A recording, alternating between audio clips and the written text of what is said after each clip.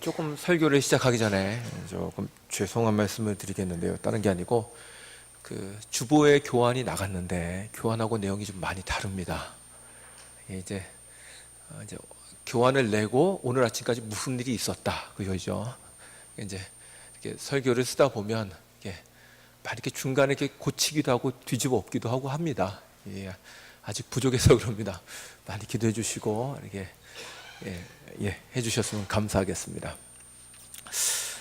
자, 오늘은 에베소서 3장을 좀 살펴보도록 하겠습니다. 에베소서 3장은 에베소서 전체로 볼 때는 약간은 이렇게 문맥과 맞지 않은, 그러니까 뭐랄까요, 이렇게 좀 난데없는 장입니다.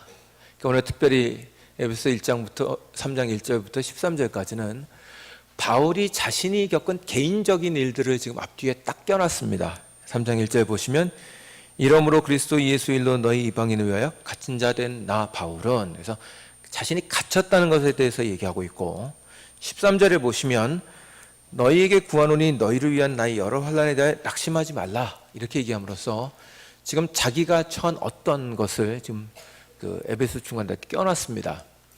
그러니까 제가 가진 주석을 보면 거기 뭐라고 되어 있냐면 이 3장을 그 바울의 여담이라 이렇게 놨습니다. 그러니까 여담이라는 말은 이게 뭐 가치가 없다 이런 말이 아니고 지금 1장부터 6장까지 쭉 어떤 교회에 대해서 이야기를 하고 있는데 그 중에 3장에 조금 문맥과 안 맞는 것처럼 보이는 자기의 어떤 일을 지금 집어넣고 설명을 하고 있다는 말입니다. 근데 이제 결론적으로 말씀을 드리면 이게 뭐 전혀 문맥에 관계가 없다거나 이런 것은 아니고요. 한 두 가지를 좀 이렇게 이제 얘기하려고 바울이 껴놓은 것 같습니다. 첫째는 바울이 자신의 상태를 설명하여 이 편지를 지금 받고 있는 에베소 교인들의 걱정을 불식시키려고 하는 것 같습니다. 지금 교인들이 많이 염려하고 있기 때문에 걱정하지 마라 하고 이제 그런 어떤 목회적인 그 사랑이 이제 들어가 있는 장이라고 할 수 있겠습니다. 또 다른 하나는 자신의 상태를 설명함으로써 자신이 깨달은 복음이 어떠한 성격의 것인지 좀 더 분명하게 드러내고 있습니다. 이제 이것은 조금 이따 좀 설명을 더 하도록 하겠습니다. 여간 이 3장의 여담은 바울 선생님의 상태에 대하여 기록한 것인데 우리가 기대하지 않던 어떤 반전을 보여주어서 우리를 놀라게 합니다. 이게 무슨 말이냐? 에베소서는 여러분이 쭉 저와 함께 살펴보신 대로 그 시작부터 기쁨의 찬양으로 시작합니다. 에베소서 교인들에게 하나님께서 베푸신 은혜의 비밀, 그리스도 안에서의 선택, 구원, 그리고 그리스도 안에서 연합된 교회까지, 그리고 모든 세상이 그 그리스도 안에서 충만하게 되기까지 그 모든 찬양의 내용으로 시작합니다. 그리고 바울이 에베소를 위하여 하는 기도를 보면 참 이렇게 감사가 넘칩니다. 그렇게 그의 기쁨이 충만한 편지입니다. 그런데 오늘 우리가 읽은 에베소 3장이 밝히는 것은 놀랍게도 지금 이 편지를 쓴 저자 자신은 감옥에 갇혀 있다는 사실입니다. 학자들은 바울이 로마 감옥에 있을 때 이 편지를 썼을 것이라고 추정합니다. 그래서 보통 학자들은 이 편지를 옥중서신이라, 그러니까 옥 속에서 쓴 서신이라 이렇게 얘기를 합니다. 아까 읽은 바대로 에베소 3장 1절에 그 내용이 나옵니다. 나는 너희에게 예수를 전하는 일로 갇힌 자가 되었다라고 말합니다. 그러면 왜 바울이 갇힌 자가 되셨느냐? 여러분이 이미 아신 바와 같이 바울은 이방인에게도 구원이 있다는 사실을 깨달았습니다. 오늘 3장 2절부터 12절까지가 그것에 대한 감격을 적어놓고 있습니다. 이건 다른 시대에는 나타났지 않던 어떤 비밀이었다. 그런데 우리 세대에 그리스도로 말미암아 나타났는데 그것은 이방인들도 하나님의 나라에 들어올 수 있는 것이고 하나님의 백성이 될 수 있다는 복된 소식이다. 이러고 쭉 얘기를 합니다. 그런데 이러한 이방인들이 볼 때는 복음의 내용이 오히려 바울에게는 핍박을 받게 되는 이유가 됩니다. 왜냐하면 유대인들이 그 바울의 복음을 시기했기 때문에 그렇습니다. 자신들만이 선민이요 하나님의 백성이라고 여기는 유대인들의 입장에서 바울은 자기들의 자부심과 민족성을 무너뜨리는 이단의 괴수로 보였을 것입니다. 결국 그를 따라다니면서 괴롭힙니다. 그죠? 이렇게 사도행전을 보시면 바울이 가서 전도하는 곳마다, 선교하는 곳마다 특공대를 보내서 막 소요를 일으키고 분란을 일으키고 하는 일들을 여러분이 보실 수 있습니다. 그리고 결국 그가 예루살렘에 돌아와서 이제 그 선교 보고도 하고 사도들과 교제하려고 다시 돌아왔을 때 결국 그를 잡아서 로마 감옥에 집어넣는데 성공을 합니다. 그리고 당연히 이 일은 에베소서를 받는 이 에베소 교회의 성도들, 특히 이방인 성도들에게는 상당히 낙심되는 일이었을 것입니다. 13절에 아까 읽은 바대로 너희로 인하여 당하는 나의 환난에 대해서 낙심하지 말라고 하십니다. 이 얘기는 벌써 성도들이 낙심하고 있다, 이제 이 얘기입니다. 그죠? 낙심 안 하는데 낙심하지 말라고 그러겠습니까? 바울이 잡혔다는 얘기를 듣고 굉장히 낙심하고 있었고, 이 일을 지금 바울은 위로하고 있는 것입니다. 당연합니다. 바울 선생님은 이방인을 위한 사도이고 아직도 아시아에 세워진 여러 그 어린 교회들을 돌봐야 될 책임이 있는 것입니다. 또한 그때에는 많은 이단들이 있었습니다. 특히 영지주의 이단이라던가 아니면 유대주의 이단들이 있었기 때문에 바울과 같이 교회의 그 가르침을 잘 세울 수 있는 사람이 이렇게 절실했던 때입니다. 근데 그가 지금 감옥에 갇힌 것입니다. 교회들은 낙심하죠. 그런데 여러분이 보시면 아시겠지만 바울 선생님은 이러한 상황에 대해서 별로 낙심하지 않는 것으로 보입니다. 오히려 바울 선생님은 너희들은 나의 환난에 낙심하지 말라고 위로하시면서 이것이 너희의 영광이다, 이렇게 말씀하십니다. 이게 도대체 무슨 말일까요? 이 말이 잘 이해가 안 됩니다. 왜냐하면 지금 복음을 열심히 전도하고 사역을 하셔야 될 분이 감옥에 갇혀 있는데 어떻게 낙심하지 않을 수 있겠습니까? 어떻게 편하지 않을 수 있겠습니까? 그러나 바울이 이런 말을 할 때에는 그가 어떤 바라보는 복음의 내용이 있는 것입니다.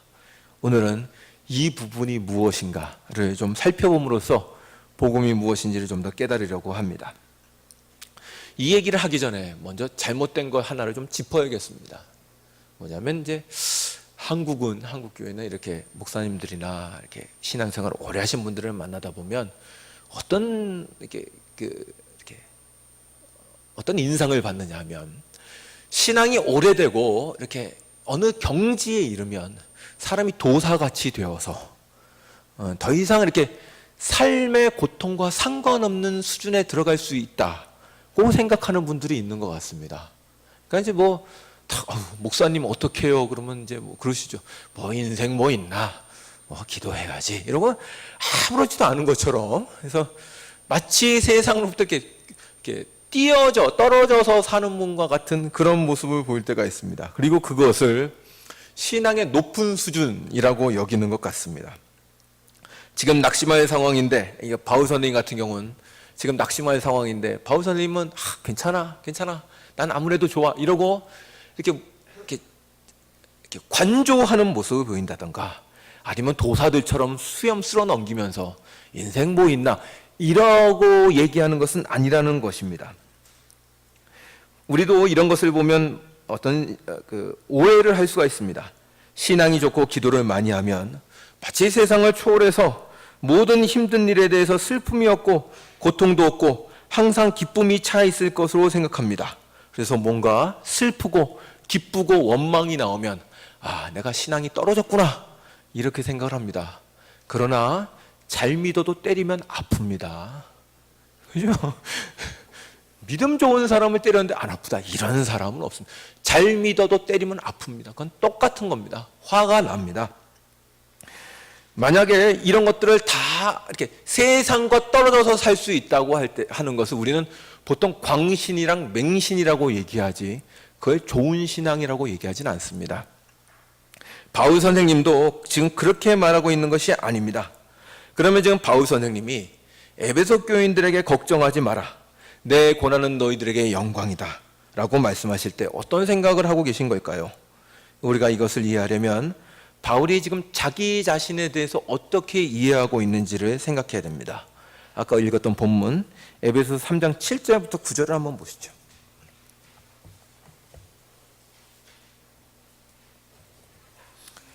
에베소 3장 7절부터 9절입니다. 7절부터 9절을 한 절씩 교독하도록 하겠습니다. 제가 먼저 읽고 여러분이 앉아 읽고 다 같이 읽겠습니다. 제가 먼저 읽겠습니다. 이 복음을 위하여 그의 능력이 역사하시는 대로 내게 주신 하나님의 은혜의 선물을 따라 내가 일꾼이 되었노라.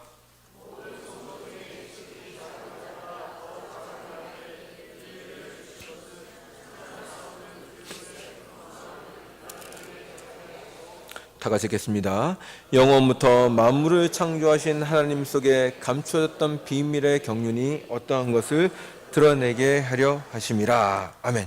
여기 8절 보시면 바울이 자신을 뭐라고 표현했냐면, 나는 모든 성도 중에서 지극히 작은 자보다 더 작은 자인데 하나님의 은혜의 선물을 따라서 주의 일꾼이 되었다고 말합니다. 이 말씀에서 바울은 자기가 어떠한 자인지, 그의 사명이 어떠한 것인지를 잘 설명해 주고 있습니다.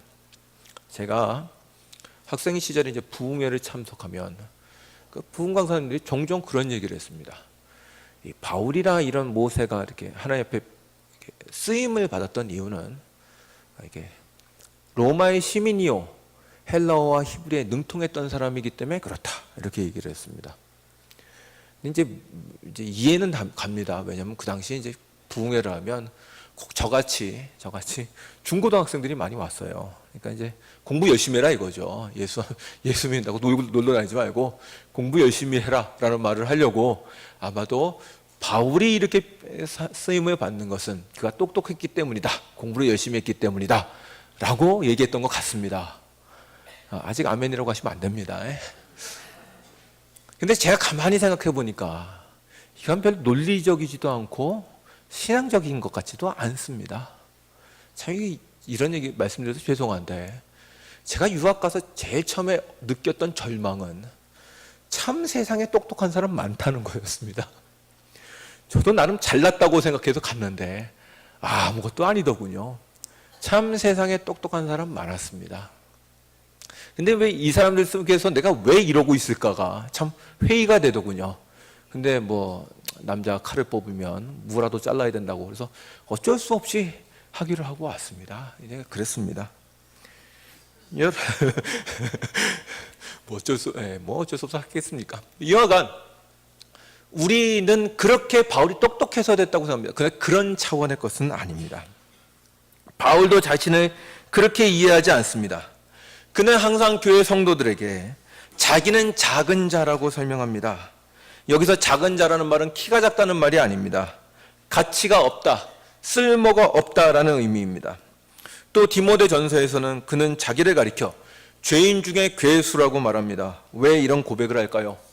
그것은 그의 뼈아픈 과거와 연관되어 있습니다. 그는 사울일 때 그리스도와 교회의 원수로 지냈습니다.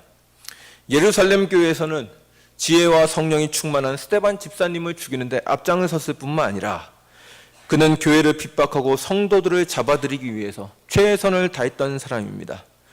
얼마나 많은 성도들이 그로 인해서 고통을 당했는지 사도행전에 보면 예루살렘 성도들은 그의 이름만 들으면 무서워서 떨었다고 되어 있습니다. 더 중요한 것은 바울은 회심을 하였지만 그 회심은 복음을 듣고 자발적으로 회심한 것이 아니었다는 사실입니다. 그는 사도들이나 어떤 사람들의 전도를 듣고 마음의 감동을 받아서 예수를 믿지 않았습니다. 그는 한마디로 말이 안 통하는 자였습니다. 미쳐 날뛰는 망아지와 같은 자였습니다. 그래서 예수께서 권능의 모습으로 나타나셔서 그 앞에 가로막아 서십니다. 그리고 그를 말 위에 있는 그를 쳐서 거꾸로 뜨리셨습니다. 예수께서 그를 쓰러뜨리시기까지 그는 미쳐 날뛰는 망아지와 같았습니다. 그러니 예수님이 뭐라고 하십니까? 바울아 바울아, 네가 나를 괴롭히는 건 네 스스로 가시체를 뒷발질하는 거 똑같다 이겁니다. 그러니까 그게 무슨 얘기예요? 네 손해다 지금 거예요.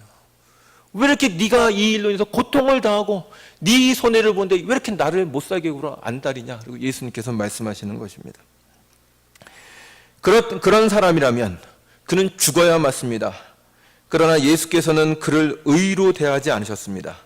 의로 대하셨다면 그는 말에서 떨어져서 맹인이 되는 게 아니라 죽었어야 맞습니다. 그 자리에서 쳐 죽이셨다면 아마 교회는 사도가 아니지, 사울을, 우리의 대적 사울을 죽인 하나님 그리고 찬양을 올려드렸을 것입니다. 그러나 하나님은 그렇게 간단한 방법을 쓰지 않으시고 더 큰 방법을 쓰셨습니다. 그를 잡아 가장 자기를 향하여 반대하고 날뛰는 그 사람을 잡아 자기의 사도로 만들어 버리신 것입니다. 이것은 어떤 것보다도 큰 기적이었습니다. 그래서 바울은 자기에게 임한 하나님의 은혜가 어떠한 것인지를 압니다.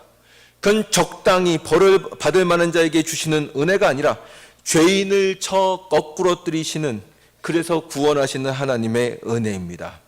그래서 그는 자신을 뭐라고 이해했냐면 그리스도의 전리품, 그리스도의 포로라고 이해를 합니다. 한번 보실래요? 고린도전서 4장으로 한번 가시죠.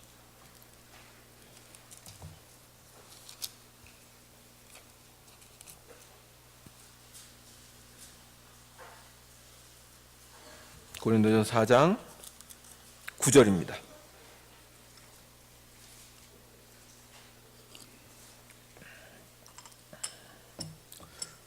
에베소서로 다시 돌아와야 되니까 뭐라 이렇게 껴놓고 고린도전서 4장으로 와주십시오. 4장 9절을 다 같이 읽겠습니다. 시작. 내가 생각하건대 하나님이 사도인 우리를 죽이시기로 작정돼 같이 끄트머리에 두셨음에 우리는 세계 곧 천사와 사람에게 구경거리가 되었노라. 아멘. 지금 사도가 내가 끄트머리에 서서 구경거리가 됐다 이렇게 얘기합니다. 이게 무슨 말일까요? 학자들은 이 표현을 지금 바울이 로마의 개선 행진을 보고 지금 이 표현을 쓰고 있다고 생각을 합니다. 여러분이 아시는 바와 같이 당시 로마는 대제국으로서 그 군대가 가는 곳마다 승리를 했습니다. 그리고 승리를 하면 그 승리한 군대와 장군은 로마에 이제 들어올 때 개선을 하는 겁니다. 개선을 할 때 쭉 행렬을 지어서 들어오는데 모든 백성들이 환호성을 울리는 그 맨 앞자리엔 승리한 군대의 장군이 서게 됩니다. 그리고 그 뒤에는 승전한 병사들이 따릅니다. 그리고 그 다음엔 적으로부터 빼앗은 값비싼 전리품들, 온갖 금은보석과 진귀한 것들이 따라옵니다. 그리고 맨 마지막에 누가 오느냐? 포로로 잡은 왕, 장수 이런 자들이 이제 쇠사슬에 묶여서 끌려 나오는 겁니다. 그들은 뭐 하는 거겠어요? 이제 그 사람들은 개선이 끝나면 거의 죽습니다. 죽을 자들입니다. 아니면 노예로 팔려서 평생을 노예로 살아야 됩니다. 이 끝에 노예 신분을 이 사람들을 끌고 나오는 이유는 뭐냐면 바로 맨 앞에 선 장군이 얼마나 강대한 적들을 싸워서 물리치고 그들을 자기 포로로 삼았는가를 보여주기 위한 것입니다. 바로 그 포로들을 보여주면서 너희들의 장군이 이만큼 용감하게 싸웠다는 것을 보여주는 것이죠. 그러니까 예를 들어 뭐 뒤에 이렇게 사자, 막 코끼리 이런 걸 막 끌고 오면 봐라 사자 멋지지, 코끼리 멋지지 뭐 이렇게 구경시켜 주려는 게 아니고 너희 장군은 저 코끼리와 싸워서도 승리한 장군이다. 이걸 보여준다고 한다고요. 그게 바로 개선 행렬의 맨 끄트머리에 오는 자였습니다. 그 뒤에 딸려오는 그 코끼리 사자가 중요한 게 아니라 맨 앞에 오는 장군이 중요한 것입니다. 바울이 말하는 내용이 이것입니다. 내가 그 맹수였다 이겁니다. 끌려 나오는 그 코끼리와 같은 자였다 이것입니다. 아무도 나를 막을 수 없었다. 나는 미쳐 날뛰는 죄인이었다. 그러나 그 그리스도의 사랑이 나를 의에 따라서 갚지 않으시고 큰 사랑으로 나를 갚으사 나를 복종시키셨다. 그래서 나는 내가 믿는다는 것 자체가 하나님의 은혜가 얼마나 큰지 보여주는 증거다 이렇게 얘기하는 겁니다. 이게 그가 가진 내가 그리스도의 포로 된 자라는 의미입니다. 그리스도의 사랑이 얼마나 큰지 알고 싶으냐? 나 같은 자도 포로로 잡아서 끌고 오시는 그 그리스도의 은혜와 사랑을 보면 안다 이것입니다. 내가 작은 자다라는 것이 바로 이 의미입니다. 이것이 오늘 읽은 사도행전 본문, 바울이 감옥에 갇혔다고 하는 상황과 연결되는 것입니다. 오늘 다시 한번 본문을 읽어보시죠. 에베소 3장 7절입니다.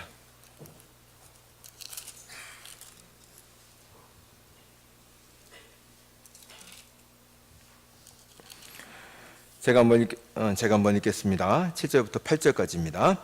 이 복음을 위하여 그의 능력에 역사하시는 대로 내게 주신 하나님의 은혜의 선물을 따라 내가 일꾼이 되었노라.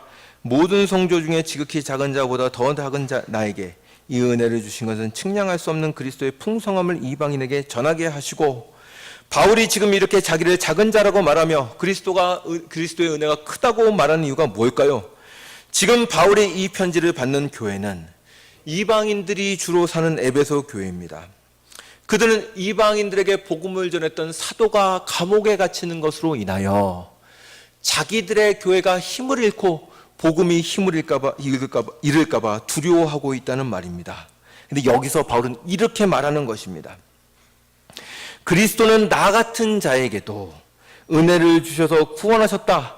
그런데 그렇게 성도 중에 지극히 작은 나에게 은혜를 주신 이유는 너희에게, 이방인들에게 그리스도의 풍성을 전달하기 위한 것이었다, 이것입니다. 자기는 그것을 전달한 일꾼에 불과하다는 것입니다. 그러면 하나님께서 하시는 그 크신 역사가 무엇인데요? 그리스도를 통하여 유대인들뿐만 아니라 이방인도 구원하시는 하나님의 역사입니다. 그래서 무슨 말을 하는 것입니까? 에베소 교인들아, 걱정하지 말아라. 왜냐? 나같이 완악한 자도 뒤집어서 하나님의 수단으로 쓰실 수 있다면 너희 교회들을 위해서 얼마든지 많은 수단과 은혜를 베풀어 너희 교회에게 은혜를 베푸실 수 있으니 내가 감옥에 갔다는 것으로 인하여 너무 걱정하지 말아라, 이겁니다. 나는 은혜를 드러내는 하나의 증거에 불과하다. 하나님은 이걸 통해서 더 큰 일을 하실 수 있다는 것을 보이신다. 그러므로 너희 교회를 위해 걱정하지 말아라 라고 얘기합니다. 그러므로 내가 받은 환난을 걱정하지 말라고 하는 것입니다. 이렇게 큰 능력과 은혜에 풍성하신 하나님께서 나 하나 감옥에 갇혔다고 교회를 세우시고 복음을 전하시는 그 사역과 그 영원부터 예정하신 사역을 멈추시겠느냐? 그럴 리가 없다. 그러니 에베소 교인들아, 걱정하지 말아라 라고 얘기하는 것입니다. 여러분, 우리는 신앙을 가끔 오해합니다. 우리는 곧잘 신앙을 나의 헌신과 열심으로 바꿔 이해합니다. 그게 신앙이며 이게 많아서 열심을 내는 자를 신앙이 많다고 생각합니다. 그래서 내가 갇히고 내가 해야 할 일을 못하면 하나님의 일이 막힌다고 생각합니다. 왜 우리는 전능한 하나님을 믿으면서도 이렇게 생각하는 것일까요? 아니라니까요. 그리스도로 인하여 사는 것이 신앙입니다. 신앙의 기반은 우리가 드리는 열심이 아니라 하나님이 누구시며 그분이 우리를 향하신 사랑과 구원이 얼마나 크시기에 우리를 뛰어넘어서 역사하실 수 있는가를 아는 것입니다. 하나님이 우리와 우리의 능력보다 크시다는 사실을 알고 의지하는 것이 신앙입니다. 바울은 이것을 알기 때문에 당황하지 않습니다. 그가 하는 말은 감옥 생활이 편안하다거나 신앙을 가지면 이걸 이길 수 있다는 것이 아닙니다. 하나님은 그것보다 더 큰 역사를 이루실 수 있다는 것입니다. 바울이 하는 고생조차도 하나님의 기적을 만들어내는, 은혜를 만들어내는 수단에 불과하다, 이것입니다. 그러므로 그가 감옥에 갇혀 있다고 할지라도 복음의 능력이 나타날 것을 믿는다, 지금 이렇게 얘기하는 거죠. 이게 별로 와닿지가 않으시는 것 같은데, 그러면 한 장 넘어서 빌립보서 1장으로 한번 가보시죠. 빌립보서 1장.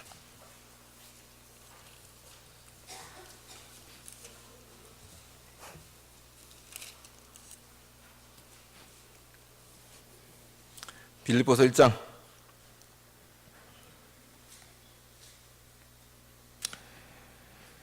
자, 1장 12절부터 17절까지만 한번 읽겠습니다. 18절까지 읽겠습니다. 제가 먼저 읽겠습니다. 형제들아, 내가 당한 일이 도리어 복음 전파의 진전이 된 줄을 너희가 알기를 원하노라.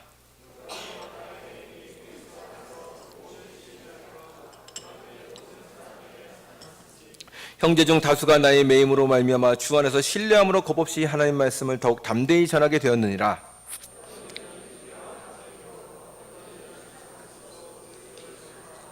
이들은 내가 복음을 변증하기 위하여 세우심을 받은 줄 알고 사랑으로 하나,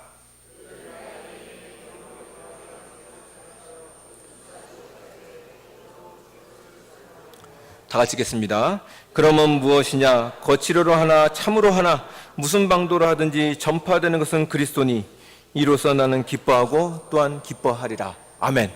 이게 지금 똑같이 로마 감옥에서 있을 때 썼던 편지였습니다. 이게 뭐냐면 바울이 감옥에 갇혔더니 빌립보 교회 성도들이 걱정하는 거예요. 와, 선생님 똑같이 에베소 교인들하고 똑같죠. 야, 사도가 갇혔다. 우리 이제 어떡하니? 그랬더니 그 안에서 바울을 따르던 바울의 제자들이 들고 일어났습니다. 들고 일어나서 뭐라고 하느냐? 우리 스승 바울이 가르쳤던 복음이 얼마나 좋은 복음인지 우리가 전파하자. 그래서 바울을 따르던 사람들이 열심히 전도를 하기 시작한 것입니다. 근데 또 반대편 사람들도 들고 일어났습니다. 어떤 사람이냐? 평소에 바울을 거짓 사도라고 비난하던 사람들. 이 사람들도 들고 일어난 겁니다. 뭐라고 얘기하느냐? 이제 사도가 그 바울이 아니라 우리가 진짜 하나님의 말씀 사역자라는 걸 이 기회를 통해서 보여주자. 그리고 이들도 열심히 전도를 했습니다. 그래서 빌립보 교회가 어떻게 됐다고요? 부흥했다고요. 지금 바울은 그것을 보는 것입니다. 바울이 잡히면 하나님의 사역이 끝나는 줄 알았는데 하나님께서 오히려 바울의 갇힘을 통해서 더 큰 역사를 이루어내시더라 이겁니다. 성도들을 일으켜서 성도들이 바울이 기대했던 것보다 더 크게 역사하시더라 이겁니다. 그러니까 바울이 보고 놀라는 겁니다. 야, 내가 갇히면 교회가 망할 줄 알았는데 망하는 게 아니라 하나님의 은혜로 더 커지네. 이건 어떻게 된 일이냐? 라고 바울은 놀라워하고 빌립보 교회도 같이 놀라워하는 것입니다. 바로 이것입니다. 그래서 바울은 빌립보서 1장 21절에 보면 이렇게 얘기합니다. 한번 보시죠. 20절부터 제가 한번 읽겠습니다. 한번 보십시오. 나의 간절한 기대와 소망을 따라 아무리든지 부끄러워하지 아니하고 지금도 전과 같이 온전히 담대하여 죽든지 살든지 죽든지 내 몸에서 그리스도가 존귀하게 되게 하려 하느니 이는 내게 사는 것이 그리스도니 죽는 것도 유익함이라. 아멘. 여러분, 이 구절은 내가 이렇게 순교를 해서 죽겠다 지금 그 말을 하고 있는 게 아닙니다. 감옥에 갇혀서라도 역사하실 수 있다면 난 그냥 계속 감옥에 갇혀 있겠다 이 말입니다. 내가 일하는 것으로 하나님께서 역사하실 줄 알았는데 내가 감옥에 갇혀 있는 것으로 하나님께서 크게 역사하신다면 내가 감옥에 갇혀서라도 만족하며 하나님의 사역을 지켜보겠다. 지금 그 얘기를 하는 것입니다. 내가 하나님께서 내게 주신 상황을 내가 감당할 수 있겠다라고 감탄하는 것입니다. 바울은 자기가 복음 사역을 책임진다고 생각하지 않습니다. 교회는 성도는 하나님과 그리스도께 달려 있습니다. 그렇게 만족스럽지 않고 부족하고 위태위태해 보이는 나와 내 교회의 현실을 감당하는 것입니다. 그 현실도 주님의 일을 이루시는 도구이기 때문에 그렇습니다. 그러므로 바울은 기꺼이 갇혀 있겠다고 얘기를 하는 것입니다. 그것을 말씀하고자 하면 더 보죠. 에베소서를 다시 한번 가서 3장으로 한번 가보시죠.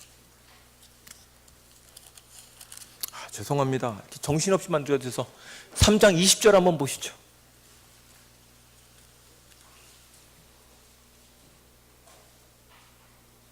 이런 결론 가운데서 이런 내용 가운데서 바울이 어떻게 결론 내리는가 보십시오. 3장 20절부터 21절을 다 같이 읽겠습니다. 시작. 우리 가운데서 역사하시는 능력대로 우리가 구하거나 생각하는 모든 것에 넘치도록 능히 하실 이에게 교회 안에서와 그리스도 예수 안에서 영광이 대대로 영원 무궁하기를 원하노라. 아멘. 여기 뭐라고 하죠? 우리 가운데 역사하시는 능력대로 우리가 구하거나 생각하는 것보다 모든 것을 넘치게 역사하시는 하나님이 우리와 함께 계신다 이겁니다. 넘치게 역사하신다니까 그냥 1억 구하면 10억 주신다는 건가? 그 얘기가 아니라고요. 그 얘기가 아니라 우리가 알지 못하는 방식으로 역사하셔서 우리의 삶을 들어 쓰신다 이것입니다.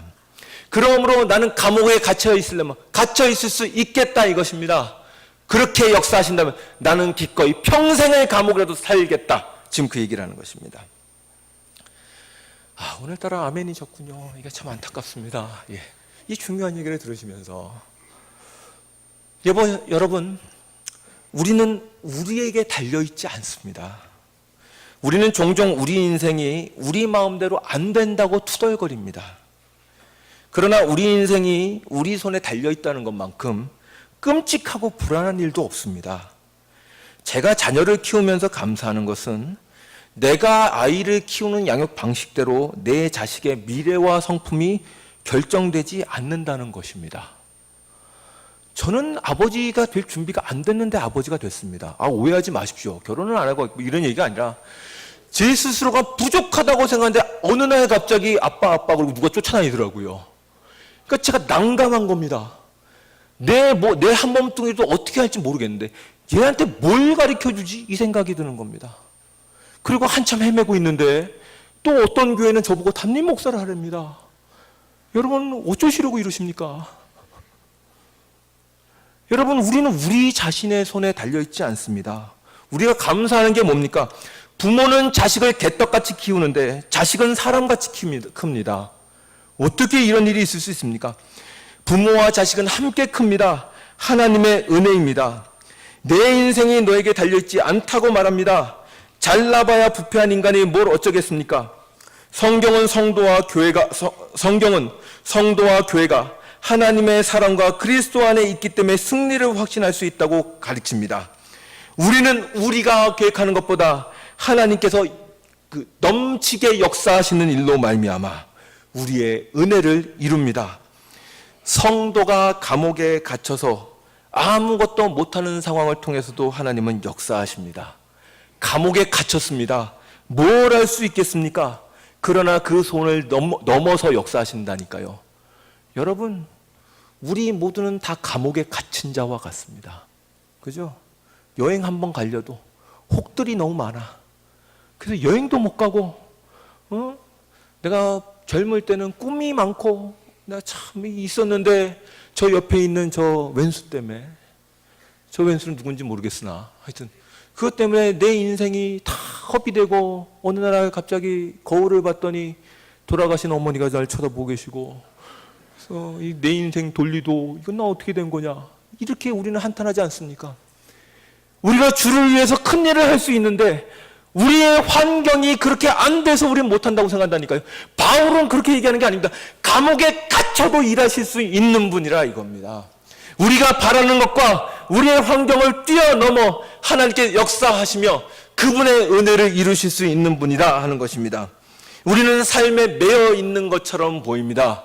그러나 주님은 말씀하십니다. 그 삶에서 주께서 어떻게 은혜를 이루시는가를 보라. 그게 하나님 앞에 드리는 믿음이요 충성이라 하는 것입니다. 여러분의 마음에 들지 않는 가정, 여러분의 마음에 들지 않는 교회, 그리고 이 사회, 이 모든 일에서 여러분의 자리를 지키십시오. 감옥에 가두시면 갇히십시오. 잘 갇혀 계십시오. 그러면 하나님께서 거기서 큰 역사를 이루십니다. 여러분의 가족에게 갇히시고, 여러분의 교회에 갇히시고, 여러분 사회에 갇히십시오. 도망가지 마십시오. 여러분이 갇혀있는 일을 통해서 하나님께서 큰 일을 이루신다고 하지 않습니까? 여러분, 이게 충성입니다. 제가 아주 좋아하는 그림 중에 어떤 그림이냐면 폼페이 아시죠? 기원후 76년도에 그냥 그 화산이 쾅 폭발해갖고 그냥 화산재가 확 덮여버려서 다 죽어버린 폼페이, 그 도시에 대한 그림이 있습니다. 이제 그림 이름 좀 더 알려드릴게요. 근데 그 그림을 그릴 때 어떤 게 이렇게 힌트가 되었냐면, 폼페이라는 도시를 계속 발굴하는데 어떤 사람이 발굴됐냐면 병사가 한 명 발굴됐습니다. 화석이 됐는데 이제 발굴됐는데 다른 사람들은 다 화산을 피해 도망가고 막 넘어져서 비명 지르고 이런 채로 화석이 됐는데, 이 병사는 문 옆에 그러니까 정문을 지키는 병사였던 것 같아요. 그 정문 옆에 창을 들고 서 있는 채로 그냥 화석이 돼버렸습니다. 그러니까 이 그림, 이 병사를 보고 어느 화가가 영감을 얻어서 그림을 그린 겁니다. 딱 그 그림에 보면 뭐가 되어 있느냐? 문 옆에 탁 병사가 이렇게 창을 들고 서 있는데 뒤에 사람들이 막 뛰어다니고 난리가 난 거예요. 근데 이 병사는 그냥 우두커니 앞을 쳐다보고 서 있습니다. 이 그림의 이름이 뭔지 아십니까? 충성입니다. 그 어떤 일이 있어도 대장이 지키라고 한 자리를 지키고 있는 겁니다. 여러분의 대장이신 그리스도가 지키라고 한 자리를 지키십시오. 왜 이따위 자리밖에 안 주십니까? 이러지 마시고 여러분에게 주신 그 자리를 지켜 충성을 보여주십시오. 주님께서 그것을 기뻐하실 것입니다. 세상에 다 덤비고 만족스럽지 않아 보이는 그 길이라고 할지라도 바울을 감옥에 가두어 큰 역사를 이루시는 하나님께서 우리의 인생 속에서 함께 계심을 믿고 여러분들에게 보내주신 가정과 교회와 사회 속에서 이 마음에 하나도 안 드는 이 사회 속에서 여러분의 자질을 지키십시오. 그게 그리스도 앞에서 충성된 자의 모습입니다. 그러므로 여러분을 통해서 기적을 일으키는 것을 보십시오. 여러분들은 아무것도 하지 않고 부족하고 연약하다고 생각하나 하나님께서 이 갇힌 자를 통해서도 얼마나 큰 역사를 이루시는가 보시고 감사하시고 기뻐하시고 하나님이 어떻게 우리를 끌어가시는가 감탄하십시오. 이렇게 한 주 한 주를 여러분의 삶 속에서 살아가시는 성도 여러분이 되시길 주의 이름으로 축원합니다.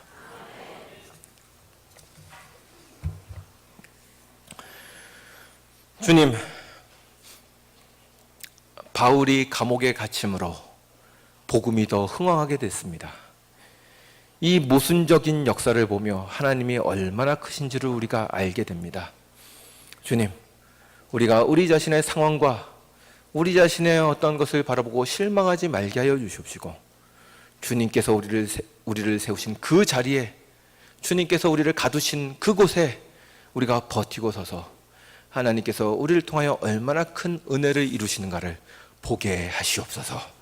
우리를 통하여 역사하시옵소서. 예수님의 이름으로 기도드리옵나이다. 아멘.